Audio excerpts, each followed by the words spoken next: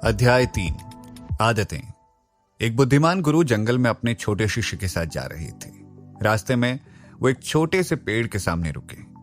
इसे उखाड़ दो, शिक्षक ने अपने शिष्य से कहा और एक अंकुर की तरफ इशारा किया जो जमीन से बाहर ही निकल रहा था। शिष्य ने अपनी उंगलियों से उसे आसानी से बाहर खींच दिया। अब उसे उखाड़ो। शिक्षक ने एक बड़े पौधे की तरफ इशारा किया जो इसकी बजाय ज्यादा बड़ा था, जो लड़के के घुटने जितना ऊंचा था। लड़के ने थोड़ा जोर लगाया, लेकिन वो पौधा भी थोड़ी मेहनत के बाद उखड़ गया। और अब इसे शिक्षक ने थोड़े ज्यादा बड़े पेड़ की तरफ इशारा किया जो छोटे शिष्य जितना ही ऊंचा था। युवा शिष्य को काफी कोशिश करनी पड़ी, अपने पूरे वजन और शक्ति का इस्तेमाल करना पड़ा और लकड़ियों और पत्थरों से इसकी जिद्दी जड़ें खोदनी पड़ी, तब कहीं जाकर वो इस पेड़ को उखाड़ पाया। बुद्धिमान गुरु ने कहा, अब मैं चाहता हूं कि तुम इसे उखाड़ो। छोटे लड़के ने देखा कि शिक्षक बलूत के एक बहुत बड़े पेड़ की तरफ इशारा कर रहे थे जिसका शिखर उसे दिखाई नहीं दे रहा था। इससे काफी छोटे पेड़ को उखाड़ने के लिए उसे जो संघर्ष करना पड़ा था, उसे याद करते हुए शिष्य अपने गुरु से बोला, मुझे अफसोस है लेकिन मैं ऐसा नहीं कर सकता। बेटा, तुमने अभी अभी आदत की शक्ति को देखा है, गुरु ने समझाया। आदतें जितनी पुरानी होती हैं उतनी ही बड़ी होती जाती हैं। उनकी जड़ें उतनी ही ज्यादा गहरी होती जाती हैं और उन्हें जड़ से उखाड़ना उतना ही मुश्किल होता जाता है। कुछ तो इतनी बड़ी बन जाती हैं और उनकी जड़ें इतनी गहरी हो जाती हैं कि इंसान कोशिश करने से भी घबराता है। आदत के गुलाम। अरस्तु ने लिखा था, हम वही हैं जो हम बारंबार करते हैं। मेरियम वेबस्टर ने आदत की परिभाषा बताई है, व्यवहार का वो रूप जो लगभग या पूरी तरह से स्वचालित बन चुका है। घोड़े पर सवार एक आदमी की कहानी है जो तेजी से कहीं जा रहा था। उसे देखकर ऐसा लग रहा था जैसे वो किसी बहुत महत्वपूर्ण जगह पर जा रहा हो। सड़क के पास खड़े एक आदमी ने चिल्लाकर पूछा, आप कहां जा रहे हो? सवार ने जवाब दिया, मुझे नहीं पता, घोड़े से पूछो। यही ज्यादातर लोगों के जीवन की कहानी है। वो अपनी आदतों के घोड़े पर सवारी कर रहे हैं, उन्हें जरा भी पता नहीं कि वो कहां जा रहे हैं। अब समय आ गया है कि आप बागडोर अपने हाथों में थामें और अपने जीवन को उस दिशा में ले जाएं जहां आप सचमुच जाना चाहते हैं। अगर आप ऑटो पायलट पर जी रहे हैं और अपनी आदतों को खुद से चलाने की अनुमति दे रहे हैं तो मैं आपको इसका कारण बताना चाहता हूं और मैं आपको निर्दोष भी साबित करना चाहता हूं। आखिर आपके साथ बहुत से लोग हैं। मनोवैज्ञानिक अध्ययनों से पता चला है कि हम जो भी महसूस करते, सोचते, करते और हासिल करते हैं उसका 95% सीखी हुई आदतों का नतीजा होता है। जाहिर है हम सहज बोध के साथ पैदा होते हैं, लेकिन पैदा होते समय हम में कोई आदत नहीं होती। हम समय के साथ आदत डालते हैं।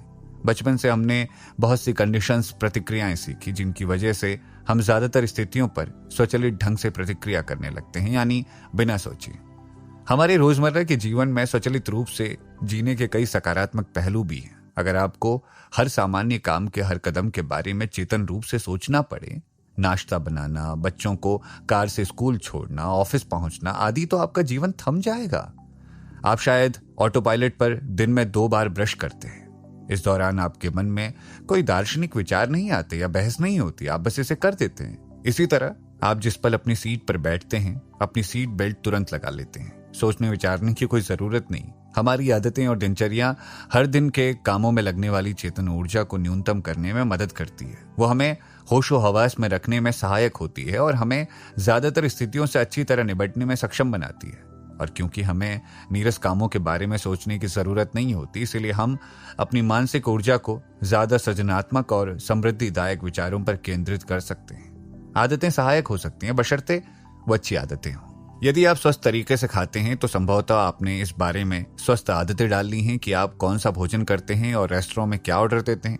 यदि आप फिट हैं तो ऐसा शायद इसीलिए है क्योंकि आप नियमित रूप से व्यायाम करते हैं। यदि आप सेल्स के काम में सफल हैं तो ऐसा शायद इसीलिए है क्योंकि आपकी मानसिक तैयारी और सकारात्मक सेल्फ टॉक की आदतें आपको अस्वीकृति के बावजूद आशावादी बनाए रखती हैं। मैं कई बेहद सफल लोगों, सीईओ और सुपरस्टार से मिल चुका हूं तथा उनके साथ काम भी कर चुका हूं।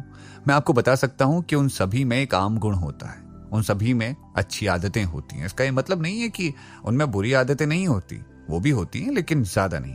उनकी अच्छी आदतों की बुनियाद पर बनी दिनचर्या ही सबसे सफल लोगों को बाकी सबसे अलग करती है। और क्या इसमें समझदारी नजर नहीं आती है?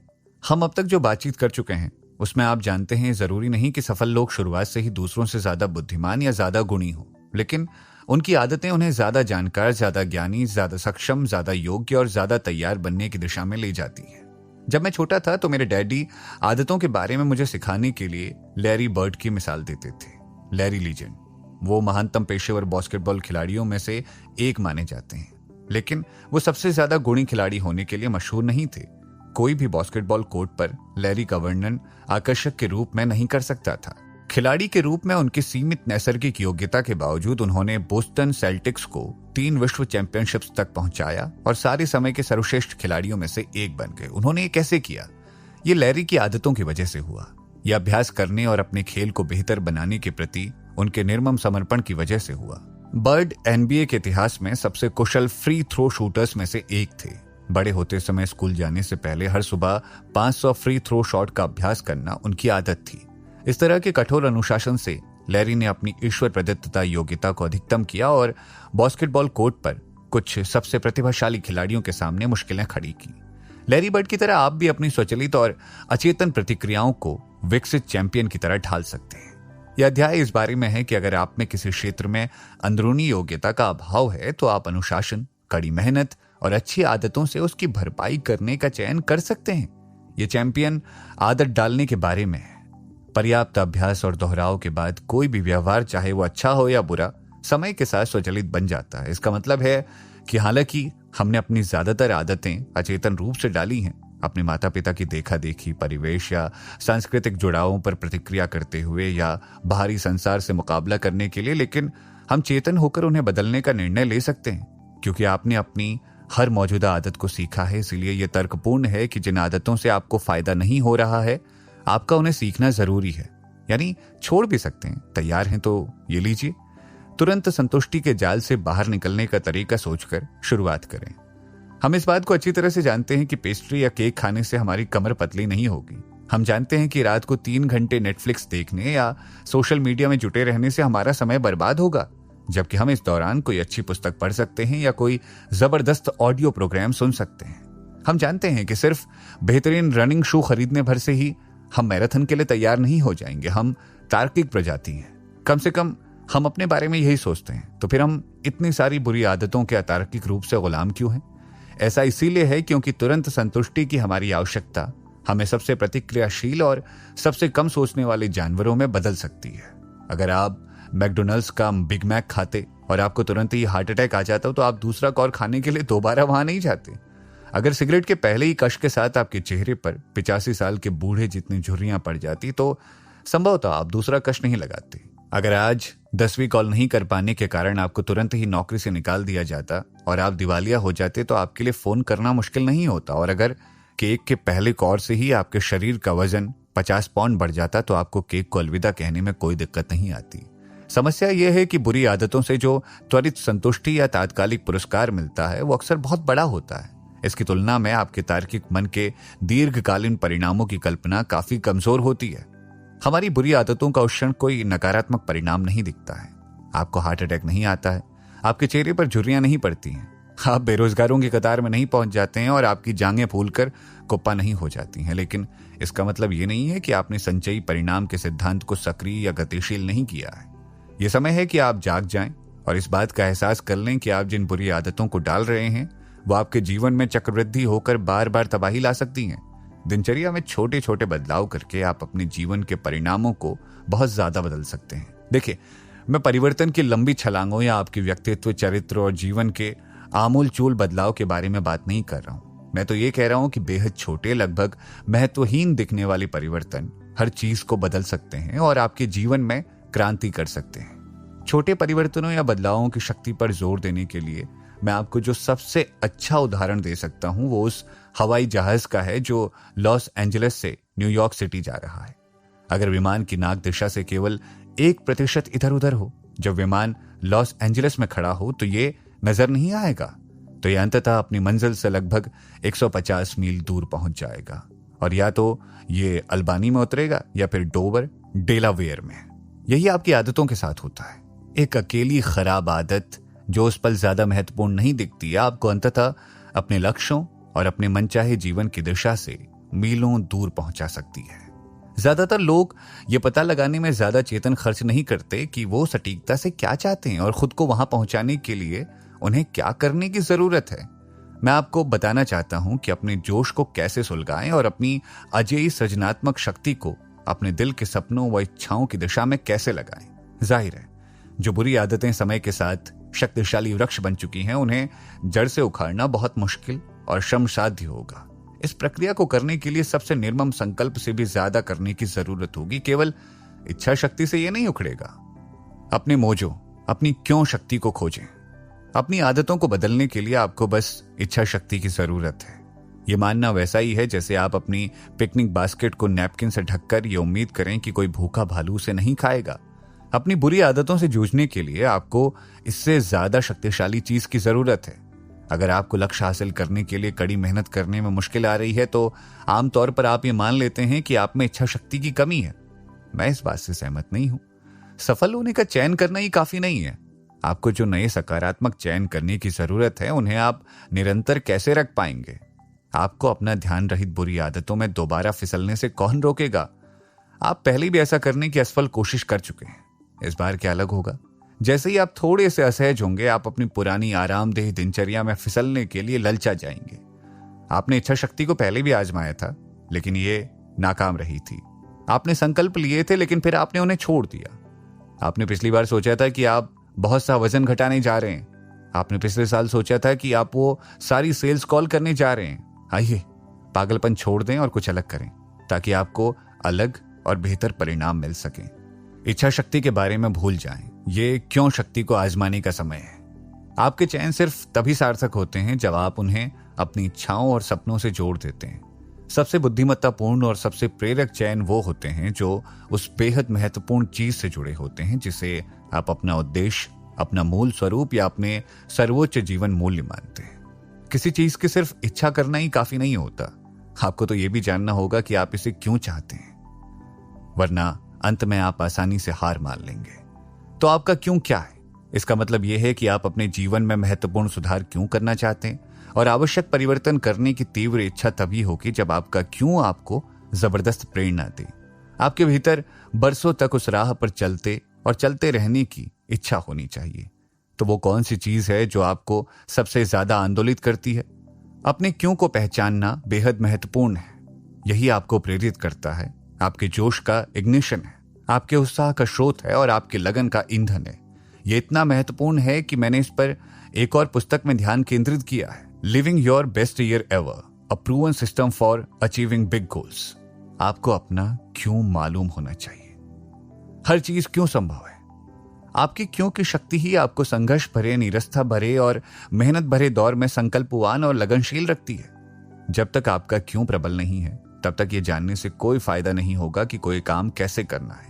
जब तक आपकी इच्छा और प्रेरणा सही जगह पर नहीं होंगे, आप किसी भी नए रास्ते को छोड़ देंगे जिस पर चलकर आप अपने जीवन को बेहतर करना चाहते हैं। अगर आपकी क्यों शक्ति, आपकी इच्छा पर्याप्त प्रबल नहीं है, अगर आपके संकल्प की शक्ति पर्याप्त शक्तिशाली नहीं है, तो आपका अंत भी हर उस व्यक्ति की तरह होगा जो नववर्ष के संकल्प लेता है लेकिन बहुत जल्दी हार मान लेता है और दोबारा स्वचालित खराब चयन करने लगता है।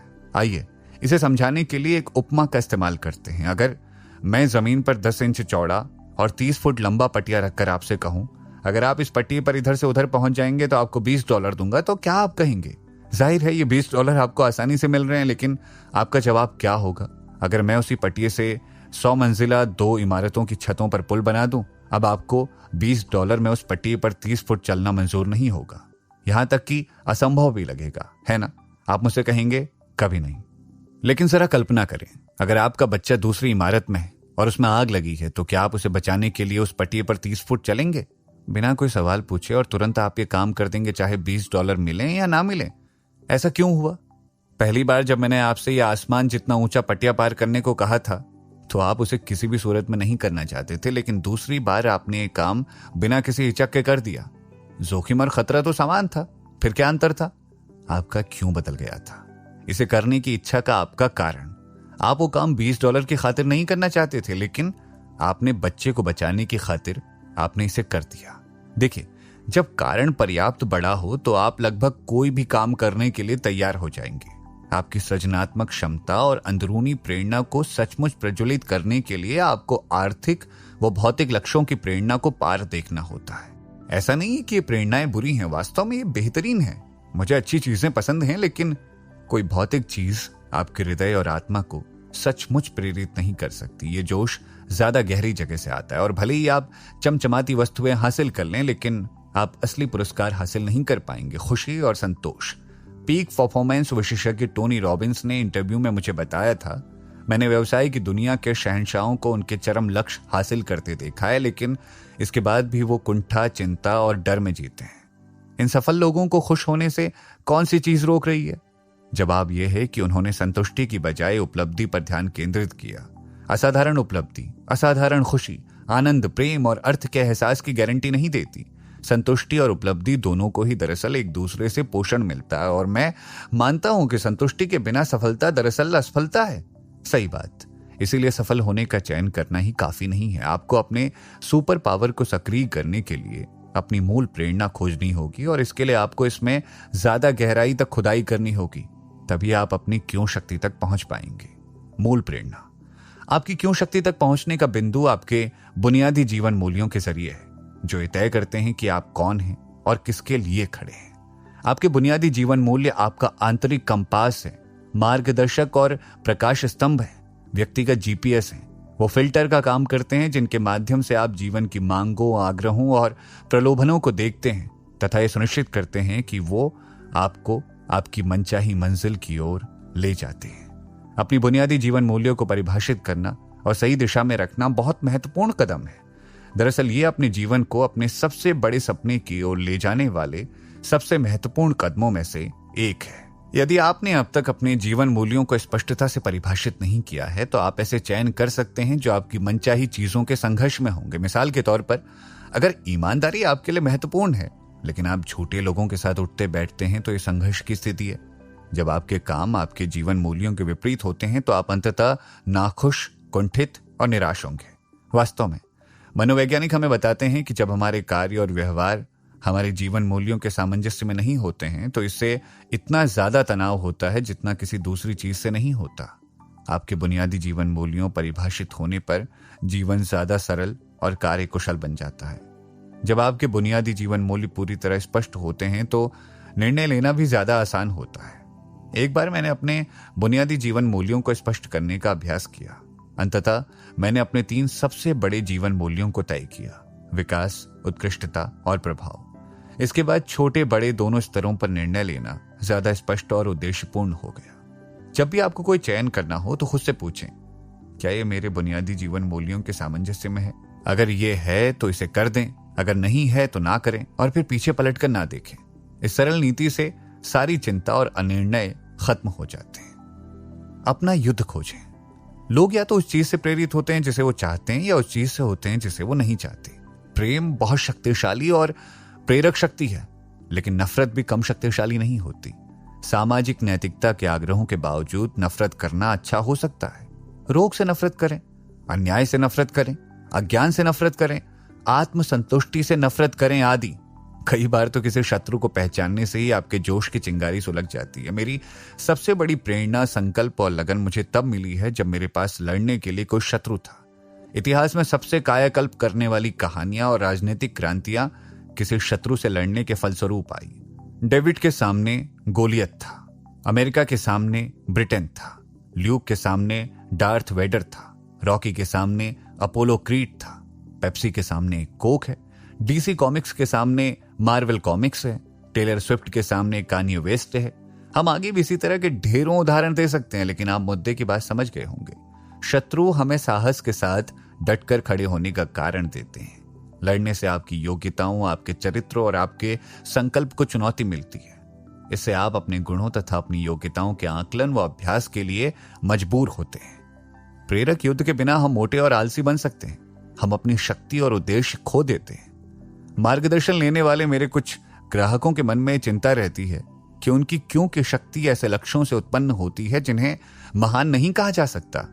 वो अपराधी महसूस करते हैं कि वो आलोचकों को गलत साबित करना चाहते हैं, या उस व्यक्ति को पलट कर जवाब देना चाहते हैं जिसने कहा था कि वो कभी कुछ नहीं बन पाएंगे, या प्रतिस्पर्धा को हराना चाहते हैं, या आखिरकार उस भाई को हराना चाहते हैं जिसने हमेशा उन्हें दबाकर रखा था।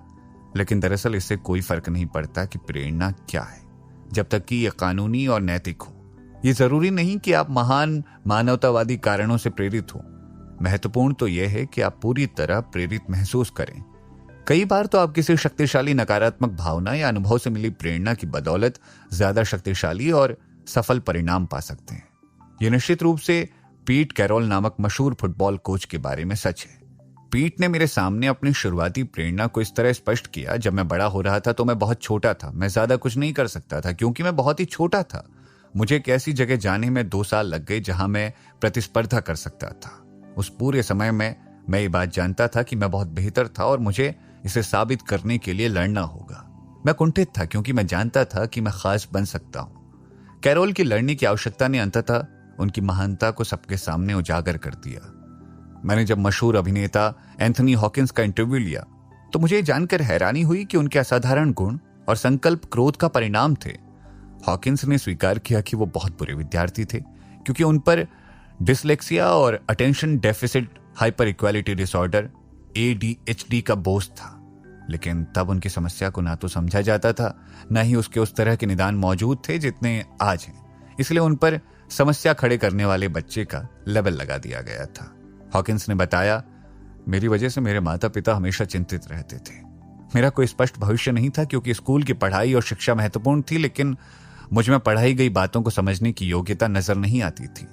मेरे सभी कजिन बहुत होशियार थे। मुझे ऐसा महसूस होने लगा कि पूरा समाज मुझसे द्वेष करता है, मुझे अस्वीकार करता है और मैं बहुत निराश था। हॉकिंस ने अपनी क्रोध की शक्ति का दोहन किया। पहले तो उसने इन्हें पढ़ाई लिखाई या खेलकूद के बाहर सफलता हासिल करने और जूझने के लिए प्रेरित किया। उन्हें पता चला कि उनमें अभिनय का हल्का सा गुण है, इसीलिए उन्होंने अपमानजनक ठप्पों के प्रति अपने भारी गुस्से को अपनी प्रेरणा बना लिया और अभिनय कला के प्रति समर्पित हो गए। आज हॉकिंस को महानतम अभिनेताओं में से एक माना जाता है। उन्होंने जो शोहरत और दौलत हासिल की है उसकी बदौलत हॉकिंस नशे से उबरने में असंख्य लोगों की मदद कर चुके हैं, साथ ही पर्यावरण संबंधी महत्वपूर्ण कार्यों में योगदान दे चुके हैं। हालांकि शुरुआत में उनका उद्देश्य महान नहीं था, लेकिन अंतिम परिणाम में उनका जुझारूपन स्पष्ट रूप से सार्थक रहा। हम सभी शक्तिशाली चयन कर सकते हैं। हम अपने जीवन पर नियंत्रण हासिल कर सकते हैं, बशर्ते अपने परिणामों के लिए संयोग, किस्मत या किसी दूसरे को दोष ना दें। अपने जीवन में परिवर्तन करने से हम पूरी तरह समर्थ और योग्य हैं। अतीत के कष्टकारी अनुभवों को अपनी ऊर्जा चूसने और अपनी सफलता को तबाह करने की अनुमति ना दें। इसके बजाय उन्हें सकारात्मक, सृजनात्मक परिवर्तन का ईंधन बनाएं। लक्ष्य, जैसा मैं पहले भी बता चुका हूं, संचयी परिणाम का सिद्धांत हमेशा काम कर रहा है और यह आपको हमेशा कहीं पर ले जा रहा है। प्रश्न यह है, कहां? आप इस अदम्य शक्ति का दोहन करके नई ऊंचाइयों पर पहुंच सकते हैं, लेकिन आपको पता होना चाहिए कि आप कहां जाना चाहते हैं। आप किन लक्ष्यों, सपनों और मंजिलों को हासिल करने की इच्छा रखते हैं। जब मैंने अपने एक और मार्गदर्शक पॉल जे मायर की अंत्येष्टि में हिस्सा लिया तो मुझे उनके जीवन की समृद्धि और विविधता याद आ गई। उन्होंने कम से कम 12 लोगों के बराबर परिणाम हासिल किए थे, अनुभव लिए थे और योगदान दिया था। उनकी श्रद्धांजलि से प्रेरित होकर मैंने उन लक्ष्यों की संख्या और आकार पर दोबारा नजर डाली जो मैंने अपने लिए तय किए थे। अगर पॉल यहां होते तो वो हमसे कहते, अगर आप वो प्रगति नहीं कर रहे हैं जो आप करना चाहते हैं और करने में सक्षम हैं, तो ऐसा सिर्फ इसीलिए है क्योंकि आपने अपने लक्ष्यों को स्पष्टता से तय नहीं किया है। पॉल का सबसे यादगार कथन हमें लक्ष्यों के महत्व की याद दिलाता है। आप जिसकी भी स्पष्टता से कल्पना करते हैं, शिद्दत से इच्छा करते हैं, गंभीरता से विश्वास करते हैं और उत्साह से काम करते हैं, वह हमेशा घटित हो जाएगा। मेरे जीवन में समृद्धि के लिए एक योग्यता सबसे ज्यादा जिम्मेदार है। यह सीखना कि सफलतापूर्वक लक्ष्य कैसे बनाए जाएं और हासिल कैसे किए जाएं। जब आप अपनी सृजनात्मक शक्ति को किसी स्पष्ट लक्ष्य पर व्यवस्थित और केंद्रित करते हैं तो कोई जादुई चीज होती है। मैंने इसे बार बार देखा है। संसार के सबसे ज्यादा सफल होने वाले लोग इसीलिए सफल हुए क्योंकि उन्होंने अपने स्वप्न का नक्शा बनाया। जिस व्यक्ति के पास एक स्पष्ट, दमदार और धधकता हुआ क्यों होता है, वो हमेशा कैसे में निपुण सर्वश्रेष्ठ व्यक्ति को भी हरा देगा। लक्ष्य तय करना सचमुच किस तरह काम करता है? रहस्य उजागर। आपको सिर्फ वही दिखता है, अनुभव होता है और मिलता है जिसकी आप तलाश करते हैं। अगर आप ये नहीं जानते कि आप किस चीज की तलाश कर रहे हैं तो आपको निश्चित रूप से वो चीज नहीं मिलेगी। मनुष्य स्वभाव से लक्ष्य खोजी या लक्ष्य भेदी रहा है। हमारा मस्तिष्क हमारे बाहरी संसार को संसार के सामंजस्य में लाने की हमेशा कोशिश करता है, जो हम अपने अंदर देख रहे हैं और अपेक्षा कर रहे हैं। इसलिए जब आप अपने मस्तिष्क को निर्देश देते हैं कि ये आपकी मनचाही चीजों को तलाश करे, तो वो आपको दिखने लगेंगी। वास्तव में संभवतः आपकी मनचाही चीज हमेशा आपके आसपास मौजूद थी, लेकिन आपका मन और आंखें इसे देखने के प्रति खुली नहीं थी। आकर्षण का नियम दरअसल इसी तरह काम करता है। ये कोई रहस्यमय जादू नहीं है जैसा आपको शुरुआत में लग सकता है। ये उससे बहुत ज्यादा सरल और ज्यादा व्यवहारिक है। हर दिन हम पर अरबों इंद्रियात्मक जानकारियों की बमबारी होती है, दिखने वाली, सुनाई देने वाली, शारीरिक। पगलाने से बचने के लिए हम उनमें से 99.9% को नजरअंदाज कर देते हैं और दरअसल सिर्फ उन्हीं को देखते, सुनते या अनुभव करते हैं जिन पर हमारा ध्यान केंद्रित होता है। इसीलिए जब आप किसी चीज के बारे में सोचते हैं तो ऐसा नजर आता है कि आप इसे चमत्कारिक रूप से अपने जीवन में ला रहे हैं। दरअसल आप अब उसे देखने लगे हैं, हालांकि वो पहले से वहां था। आप सोचकर इसे सचमुच अपने जीवन में आकर्षित कर रहे हैं। आप तब तक इसे देख ही नहीं सकते जब तक कि आपके विचार इस पर एकाग्र नहीं होते और आप इसे देखने के लिए अपने मन को निर्देश नहीं देते। समझदारी लगती है? देखिए, ये जरा भी रहस्यमय नहीं है, ये दरअसल काफी तार्किक है। अब ये नई अनुभूति आने के बाद क्या होगा? जब आपका मन उस नई चीज के बारे में सोचने लगेगा तो ये उस पर ध्यान केंद्रित करेगा और अचानक उस 99.9% बचे हुए हिस्से के भीतर देखने लगेगा जिसे इसने अब तक नजरअंदाज किया था।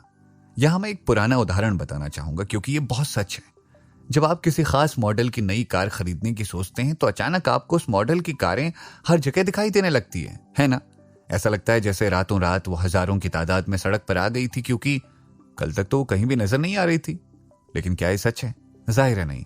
वो सड़क पर पहले भी थी, लेकिन आप उन पर ध्यान नहीं दे रहे थे। जब तक आपने उन पर ध्यान नहीं दिया तब तक आपके लिए वो सचमुच मौजूद नहीं थी। जब आप अपने लक्ष्य तय करते हैं तो आप अपने मस्तिष्क को एक नई चीज दे रहे हैं जिसकी ये तलाश करे और ध्यान केंद्रित करे। ऐसा लगता है मानो आप अपने मन को नई आंखें दे रहे हैं जिनसे या आपके आसपास के लोगों, परिस्थितियों, बातचीतों, संसाधनों और सृजनात्मकता को देखें। इस नई दृष्टिकोण, एक आंतरिक मंजिल के साथ आपका मन बाहर उसकी समानता खोजने चल देता है जिसे आप अंदर सबसे ज्यादा चाहते हैं, आपका लक्ष्य। ये इतना ही सरल है। जब आप अपने लक्ष्य स्पष्टता से तय कर लेते हैं, उसके बाद आपके संसार का अनुभव पूरी तरह से बदल जाएगा। आपके जीवन में सब कुछ बदल जाएगा, क्योंकि इसके बाद उस लक्ष्य से संबंधित विचार, लोग और अवसर आपके जीवन में आने लगेंगे या दिखने लगेंगे। ये फर्क बहुत गहरा होता है।